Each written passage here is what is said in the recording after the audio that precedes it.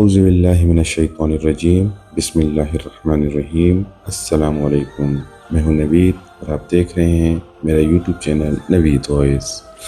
آج جو واقعہ میں آپ لوگوں کے لیے لے کر آیا ہوں یہ حضرت بلال کا ہے۔ میں بلال ہوں، حبشہ میرا وطن تھا، میرے ابا کا نام رباح تھا، وہ بھی غلام تھے، اور میری امی کا نام حمامہ تھا اور وہ بھی غلام تھی۔ گویا میں خاندانی غلام ہوں۔ جب مجھے مکہ کی منڈی میں میرے آقا امیہ بن خلف نے خریدا تو جانتے ہو ان دنوں غلام کیا چیز ہوا کرتی تھی؟ بھیڑ، بکری، گائے یا اونٹ کی کچھ قدر تھی، لیکن غلام اس سے بہت کم تر تھا۔ غلام جب بکتا تھا تو صرف موت اسے آزاد کراتی تھی۔ اس کی زندگی اس کے مالک کا حکم بجا لانا ہوتا تھا۔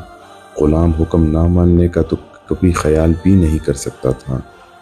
محنت کے بوجھ تلے اگر غلام مر گیا تو مالک کی بلا سے اسے اگر غم ہوتا تو صرف یہ کہ اس کی رقم کا نقصان ہو گیا، وگرنہ غلام کی زندگی ختم ہو جانے کا کوئی دکھ نہیں ہونا تھا۔ میں 2 مرتبہ غلام بنا۔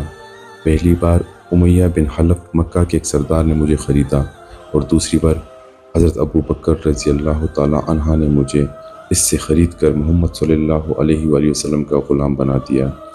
پہلے مالک کی غلامی میں ذلیل و خوار تھے اور مجھے اس بے دردی سے مارا جاتا تھا کہ ایک مرتبہ مجھے اس مار کی وجہ سے مردہ سمجھ کر ہی چھوڑ کر چلے گئے۔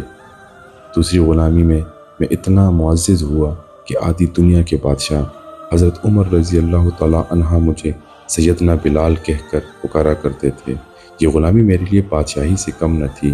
مجھے سردار دو جہاں کی وہ خدمت نصیب ہوئی جسے بڑے بڑے سرداروں نے بھی رشک کی نگاہوں سے دیکھا۔